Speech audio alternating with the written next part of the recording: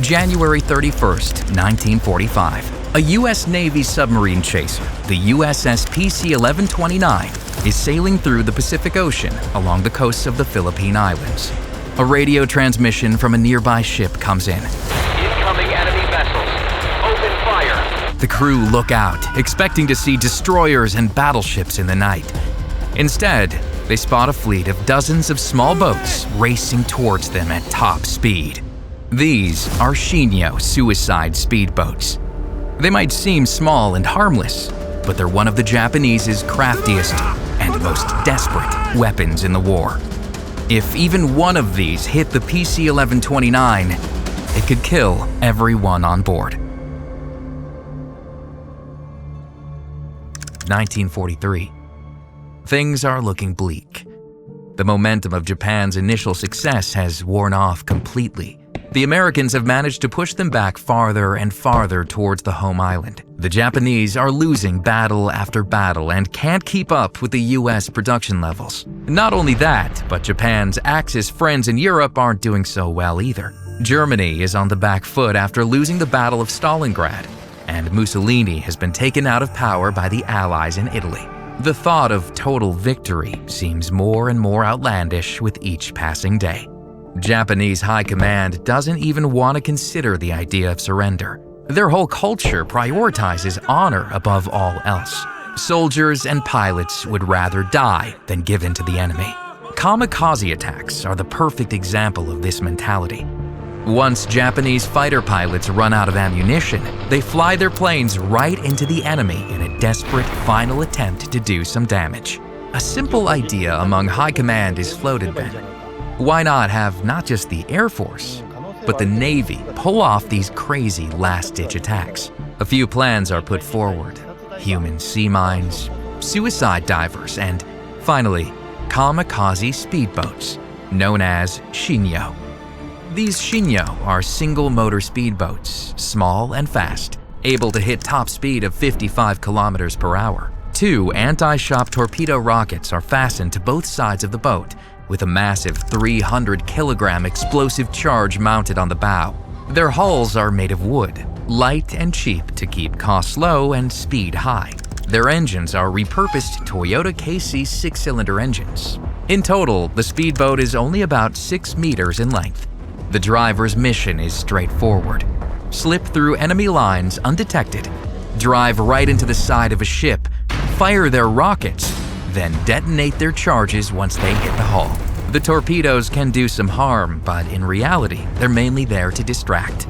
The real danger to US ships comes from the depth charge, which can only detonate once they've smashed into an enemy vessel. The result would be huge damage done to a massive ship, all at the cost of a few explosives, a small boat, and the life of one brave sailor. It's a desperate tactic, but if pulled off right, the Shinyo could seriously hamper the US offensive. The idea is that even if Japan loses the crew and the materials in the attack, the damage from impact will be so heavy for the Americans that it will deter them from pushing towards mainland Japan. But in 1943, there's still some hope that Japanese resolve will carry the day. The plans for the Shinyo and other kamikaze-like operations are scrapped for now. Fast forward again, this time to 1945. If things looked bad for the Japanese in 1943, they're looking disastrous 2 years later. The Soviets have Berlin surrounded. Italy fell long ago. The Germans are on the verge of surrender, and nearly all of the territories that Japan previously conquered have been retaken. The Americans are pushing deeper and deeper in the Pacific. Peleliu, Saipan, Guam, and most importantly, Iwo Jima have all fallen to the US. The Japanese are throwing everything they can at the Americans to stop their advance. It's in this state of desperation that High Command approves the plans that they rejected back in 1943. The first Shinyo speedboats are produced and fitted, ready for action. 6,000 Shinyo boats are produced in total over the course of the Second World War. In late January, the British and Americans are conducting Operation Mike 6, an amphibious move to secure the city of Nasugbu on the island of Luzon in the Philippines and prepare more attacks on neighboring islands. The USS PC-1129 has been called in to help.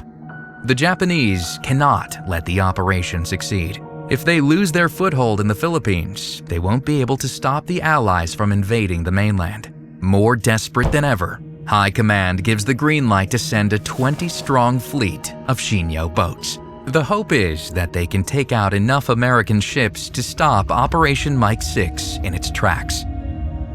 It's the dead of night. Visibility is low. One of the crew of a U.S. ship checks their radar. What he sees makes his blood run cold. 20 Blips racing towards their position at alarming speed.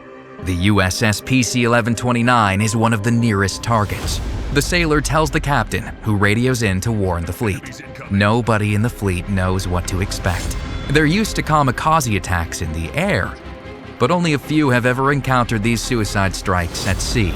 The crew of the USS PC-1129 rush to man their guns, point their barrels at the horizon, and get ready to fire. They can barely see anything. Their radios keep flaring up, telling them of the incoming threat. Fleet warning. They are coming. Man your guns. The USS PC-1129 is big and slow, 52 meters in length, with a speed of just 37 kilometers per hour, and weighing 450 tons. A proud American beast of the sea, but an easy target. The crew of the USS PC-1129 do have one advantage: their firepower. The USS PC-1129 is equipped with a 76mm dual-purpose gun mount, another 40mm gun mount, 3 20mm guns, 2 rocket launchers, 4 depth charge projectors, and a couple of depth charge tracks. If they land even one shot on a Shinyo speedboat, they'll rip it apart. The crew wait in silence, scanning the dark sea for any sign of movement. The tension is building. Fear and panic start to take hold. Then, a cry rings out from across the starboard aft side of the ship. Enemy spotted! Open fire! The gunners let loose. Hundreds of rounds of heavy ammunition fly right at the advancing Shinyo boats. The vast majority do nothing but miss, sending up bouts of seawater into the air. It's almost impossible to hit these speeding targets in the dark. But the USS PC-1129 isn't alone. The other ships in the fleet come to her aid and open fire. Together, they blanket the water with gunfire. One of the Shinyo boats is hit, shredding through the hull and destroying its engine. The pilot tries to push it further, but he's been brought to a standstill. A few dozen rounds rips it to pieces. The Shinyo fire back. A line of torpedoes slice through the water towards the ships. The vast majority miss. Those that do hit do minimal damage, but it's enough to unnerve some of the gunmen who are distracted from the real threat. A huge explosion rings out and lights up the sea. Got one! A few well-placed shots strike the engine of one of the Shinyo boats, igniting the fuel and setting off the explosives. The crew cheer, but they also see just how much damage these boats can do. They can't let one get close. More shots, more Shinyo boats go down. The gunners of the USS PC-1129 take out one more boat. For a moment, it looks like they're in the clear. But one Japanese pilot manages to skillfully swerve between the incoming fire. The pilots are some of the best the Japanese Navy has to offer. He slips between the American defenses and beelines for the USS PC-1129. The crew spot the incoming threat and open fire, but it's too late. The speedboat is too quick. It closes the distance at alarming speed. Impact. A massive explosion rocks the USS PC-1129. 2 of the ship's gunmen are instantly killed in the blast. Nearly everyone on the starboard side is knocked off their feet and hit the deck. The force is so violent that it sends a number of sailors stumbling off the side of the ship and into the sea. Fire and smoke engulf the USS PC-1129. Sailors panic, scrambling to right themselves and rescue their friends. The acting captain, Lieutenant Matthews, organizes his men to focus on getting the men thrown overboard back on the ship. I need a damage report. When he comes back, it's not good news. The hull has been torn open, Captain.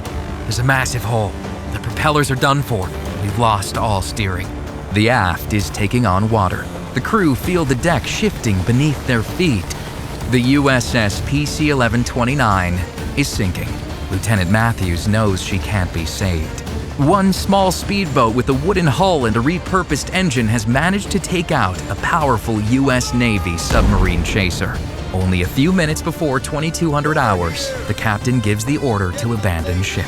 He won't lose his men alongside the USS PC-1129. The other ships take out the remaining speedboats, then focus on getting the sinking ship's crew out of danger. Aboard the other ships assigned to carry out Operation Mike 6, the crew watch as the USS PC-1129 stern slips beneath the surface of the water, lost to the depths forever. The Shinyo speedboats, as well as the other Japanese kamikaze tactics, are terrifying weapons of war.